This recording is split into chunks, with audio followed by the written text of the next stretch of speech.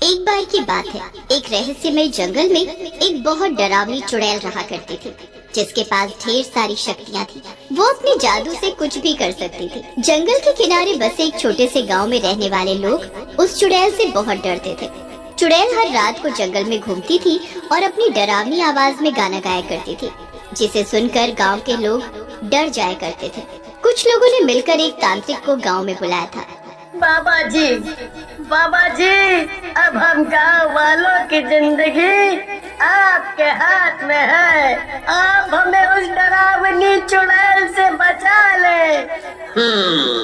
आप चिंता मत करें, मैं इस चुड़ैल को अपने वश में करके एक बोतल में बंद कर दूंगा और फिर उस बोतल को समंदर में फेंक दूंगा।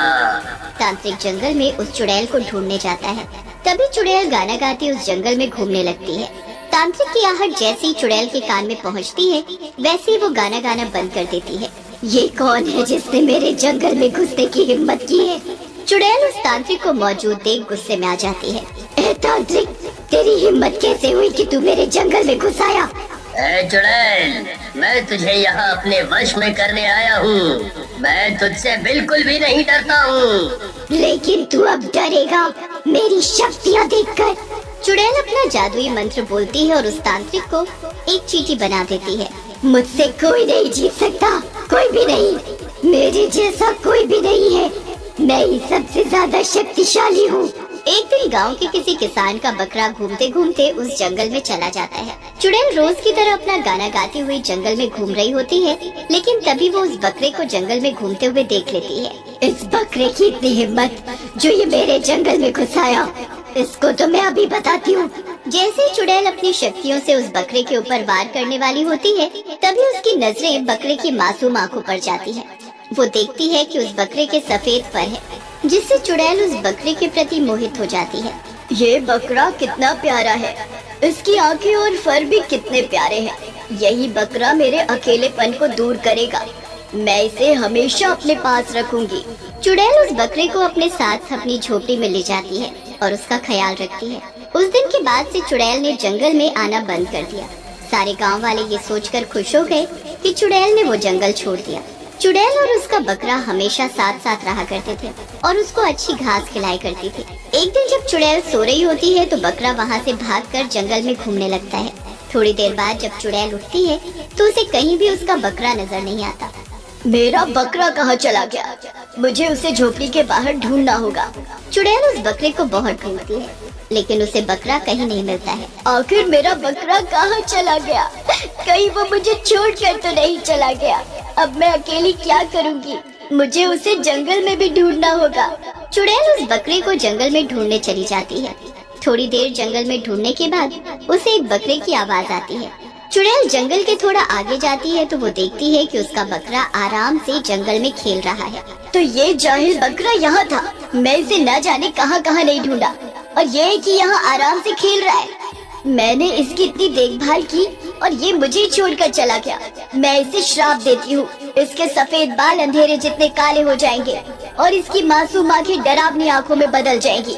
कोई भी इसके डरावने रूप को देखकर इसके पास नहीं आएगा और ये भी मेरी तरह अकेला रह जाएगा। चुड़ैल को श्राप देने के बाद वो बकरा एक डरावना बकरा बन जाता है। चुड़ैल अपने बकरे को श्राप देने के बाद अपने आप को अपनी झोपड़ी में बंद कर देती है। अब वो श्रापित बकरा एक रात को गाँव में घूमने आता है। सारे गांव वाले उसके रूप को देखकर डरने लगते हैं और उसे पत्थर मारकर भगाने लगते हैं। बकरा उस गांव वालों का डर देखकर बहुत उदास हो जाता है और वापस उस घने जंगल में चला जाता है। गांव वालों के बीच उस श्रापित बकरे को लेकर अफवाह फैल जाती है। हमें तो लगता है कि ये बकरा उसी चुड़ैल का भेजा हुआ है। वो चुड़ैल चाहती ही नहीं कि हम लोग शांति से जिए। पहले वो चुड़ैल, अब ये उसका डरावना बकरा इस जंगल में घूमता रहेगा। काफी सालों बाद एक सुमन नाम की शहरी लड़की सुकून की तलाश में उस गांव में ठहरने आ जाती है। सुमन बहुत ही बहादुर और साहसी लड़की थी। सुमन गांव में एक टेंट लगाकर अपनी सादगी से जिंदगी जीने लगती है। एक रात जब सुमन अपने टेंट के बाहर ठंडी हवा के मजे ले रही थी तो उसका ध्यान उस घने जंगल की तरफ चला जाता है। उसे वहाँ कुछ चमकता हुआ नजर आता है। अरे, ये जंगल में वो क्या चमक रहा है? कहीं यहाँ भेड़िया तो नहीं है? इसका पता मैं कल गांव के लोगों से करूंगी। अभी मैं जल्दी सो जाती हूँ। सुमन सुबह जल्दी उठकर गांव वालों से पूछताछ करने निकल जाती है। नमस्ते अंकल जी, मैं आपके आशीर्वाद से बिल्कुल ठीक। अंकल जी, मुझे आपसे एक बात पूछनी थी। अंकल जी, गांव के पास वाले उस घने जंगल में क्या है? मैंने कल रात को वहाँ कुछ चमकता हुआ देखा था, वो क्या था? बेटा, उस जंगल में कभी मत जाना। वहाँ एक बहुत डरावना श्रापित बकरा रहता है। माना जाता है कि उस जंगल में एक चुड़ैल रहा करती थी, जिससे सभी गांव वाले डरते थे। एक दिन वो चुड़ैल उस जंगल को छोड़ के चली गई, पर अपने पीछे एक श्रापित बकरे को भेज दिया। अब हर रात वो डरावना श्रापित बकरा आता है। तुम वहाँ नहीं जाना, नहीं तो वो तुम्हें खा जाएगा। सुमन को उस गांव वाले की बात अजीब लगती है, क्योंकि उसे श्राप, चुड़ैल और जादू वाली चीजों पर विश्वास नहीं था। फिर वो उस गांव वाले की बात सुनकर वापस अपने टेंट में आ जाती है। सुमन पूरे दिन उस गांव वाले की बातों के बारे में सोचती रहती है। मुझे उस गांव वाले की बात सुनकर जिज्ञासा उठ रही है। मुझे एक बार एक रात को उस जंगल में जाकर देखना होगा कि आखिर उस जंगल में है क्या। अगली रात को सुमन अपने हाथ में टॉर्च लिए उस जंगल में तलाश करने चली जाती है। आज तो मैं देख कर आऊंगी कि वो चमकदार चीज थी क्या। उस सुनसान जंगल में थोड़ी देर चलने के बाद सुमन को अपने पीछे से एक बकरे की आवाज सुनाई देती है, जिसे सुनकर वो डर जाती है। अपने हाथ से टॉर्च को गिरा देती है। ये क्या था? इतनी रात को बकरा यहाँ इस जंगल में क्या कर रहा है? सुमन पीछे मुड़कर देखती है और उसे वही चमकती हुई चीज दिखाई देती है। सुमन के डर के मारे सांस गहरी होती जाती है, लेकिन वो साहस दिखाती है और जमीन पर गिरी हुई अपनी टॉर्च को हाथ में उठाकर देखती है कि वहाँ कौन है। कौन है वहाँ? मेरे सामने आओ। सुमन अपने कदम थोड़े आगे बढ़ाती है और अपने सामने एक डरावना बकरा देखकर बहुत डर जाती है। ये तो वही डरावना बकरा है जिसके बारे में वो अंकल बता रहे थे। सुमन फिर से साहस जुटाती है और उस बकरे के पास जाती है। सुमन अपना हाथ बढ़ाती है और बकरे के फर पर प्यार से हाथ फेरने लगती है। तुम चिंता मत करो, मैं तुम्हें कोई हानि नहीं पहुंचाऊंगी। तुम मुझे अपना दोस्त समझो। बकरा सुमन की आंखों में उसके लिए दया देखकर उसके पास आकर बैठ जाता है। क्या तुम वही श्रापित बकरे हो जिसे चुड़ैल ने श्राप दिया था?